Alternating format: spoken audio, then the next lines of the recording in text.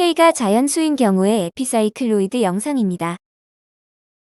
에피사이클로이드는 큰 원에 외접하는 작은 원이 미끄러짐 없이 구를 때 작은 원 위에 정점이 그리는 곡선입니다. 두 원의 반지름의 비가 K 대 1, K가 자연수인 에피사이클로이드에 대하여 탐구해 볼 건데요. K가 3, 4, 5, 6인 경우를 먼저 생각해 보겠습니다. 에피사이클로이드 R=KR에서 K는 3인 경우, K는 4인 경우, K가 5, K는 6인 경우입니다.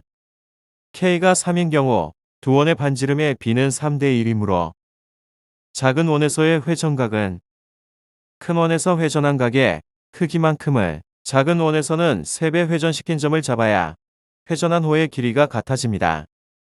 K가 4인 경우 두 원의 반지름의 B는 4대 1이고 작은 원에서의 회전각은 큰 원에서 회전한 각만큼을 작은 원에서는 4배 회전시켜 잡아야 회전한 호의 길이가 같아집니다. K가 5인 경우는 반지름 5대 1, 회전각의 크기는 5배로 잡아야 하고 K가 6인 경우는 반지름 6대 1, 회전각의 크기는 6배로 잡아야 합니다.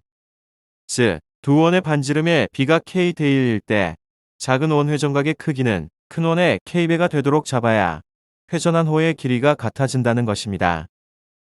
지금 그려지고 있는 곡선들이 차례로 K가 자연수 3, 4, 5, 6인 에피사이클로이드입니다.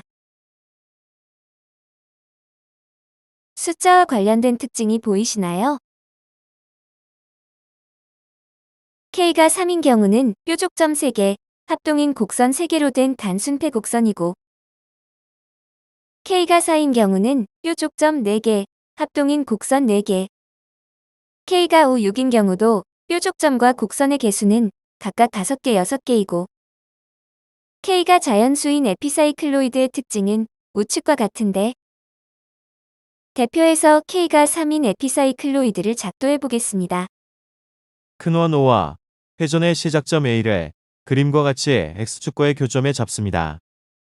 X축 위에서 X축의 양의 방향으로 움직이는 동점 P를 잡아서 점 P의 X좌표를 측정하고 그 X값을 라디안으로 환산하여 큰 원 위에서의 회전각으로 사용할 것입니다.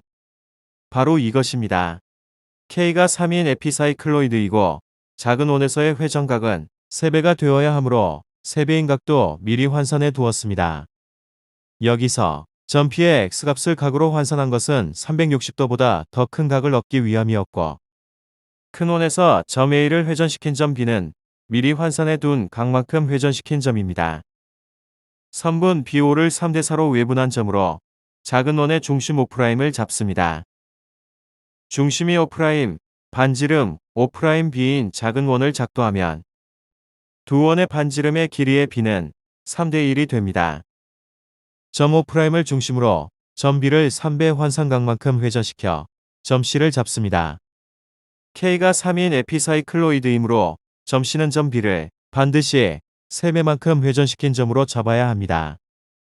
지금까지 작도한 것 중에 점 P만 독립변수이고 다른 것들은 모두 동점 P에 따라 움직이는 종속변수입니다. 점 P를 X축의 양의 방향으로 움직여 보면 그에 따라 점 B와 C는 회전하게 되고 점 C의 자취가 K는 3인 에피사이클로이드입니다. 여기서 점 P의 X좌표를 각으로 환산하는 것은 꼭 필요한 과정은 아니지만 이렇게 함으로써 360도 이상인 각뿐만 아니라 무한히 큰 회전각도 얻을 수 있어 매우 유용한 과정이라고 할 수 있어요. 이제 점 P를 원점에서 X축의 양의 방향으로 움직이게 하면 점 C는 에피사이클로이드를 그리게 되는데 점 C의 흔적 남기기로 확인해 보겠습니다. 잠깐, 동점 P에 따른 각의 측정값의 변화도 봐보세요. K가 3인 에피사이클로이드는 그림과 같이 뾰족점 3개, 합동인 곡선 3개로 된 단순폐 곡선입니다. 다른 것도 그려보면 R=KR인 에피사이클로이드는 뾰족점 K개, 합동인 곡선 K개로 된 단순폐 곡선이 됩니다. K가 1과 2인 에피사이클로이드는 이미 다른 영상에서 그려본 것이지만 다시 그려볼게요. K가 1인 경우는 두 원의 반지름이 같고 K가 2인 경우는 반지름의 비가 2대 1입니다. 사이클로이드를 그리는 구름원 위의 점은 K가 2일 때는 큰 원에서만큼 회전시켜 잡고 K가 2일 때는 큰 원에서의 회전각 크기의 2배만큼을 작은 원에서 회전시켜 잡습니다. 얘 준비는 끝났고 작은 원에서 회전시킨 점에 흔적 남기기를 하여 회전시키기만 하면 됩니다.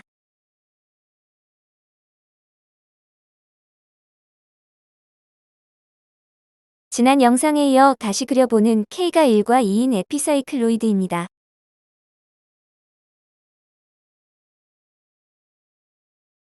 K가 1인 에피사이클로이드는 심장을 닮았다 하여 심장형 곡선 또는 카디오이드라 하고 K가 2인 에피사이클로이드는 90도 회전시켜 보면 콩팥 모양이라 하여 네프로이드라고 합니다. 각각 역시 뾰족점과 합동인 곡선의 개수는 K의 값만큼인 단순 패곡선입니다. 다음은 K가 10인 에피사이클로이드에 대하여 생각해 봅니다. K가 10인 에피사이클로이드는 두 원의 반지름의 비는 10대 1이고 작은 원에서의 회전각의 크기는 큰 원의 10배가 되도록 점을 잡아야 합니다. 작도는 앞에서 그려본 K는 3인 경우와 같은 방법으로 그렸는데 작은 원에서 10배 회전시킨 점을 잡아 흔적 남기기를 하면 그 점이 K가 10인 사이클로이드를 그리게 됩니다. 그럼 시작점으로 옮겨서 회전시켜 볼까요? K가 10이므로 뾰족점 10개이고 합동인 곡선도 10개인 단순 패곡선이겠죠? 예, 그래요. 뾰족점도 합동인 곡선도 10개인 단순 패곡선이에요. 잠깐, 여기서 단순 패곡선이란 서로 겹쳐진 부분이 없는 패곡선이란 뜻이에요. 선을 굵게 하니 해바라기 같다는 생각도 드는데 다른 것은 모두 지우고 에피사이클로이드만 남겨보면 이런 모양이네요.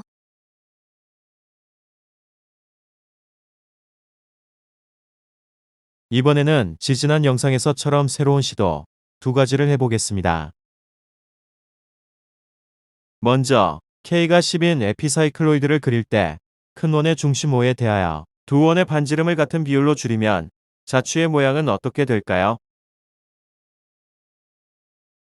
출발시켜 보겠습니다.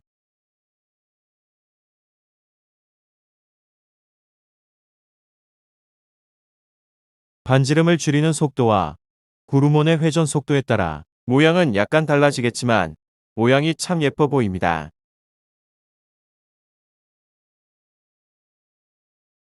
다음에는 줄였던 두 원의 반지름을 같은 비율로 늘리면서 K가 10인 에피사이클로이드를 그리면 자취의 모양은 어떻게 될까요?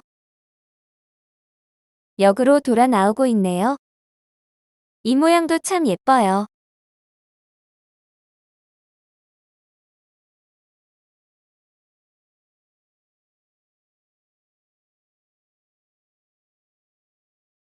지금까지 K는 자연수인 경우의 에피사이클로이드에 대하여 생각해 보았습니다.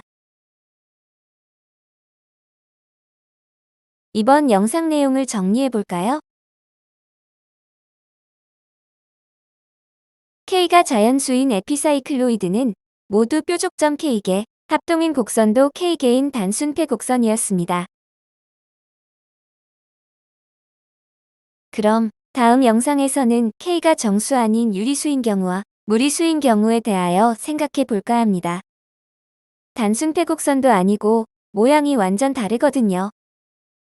수고 많으셨고 여기까지 봐주셔서 감사합니다.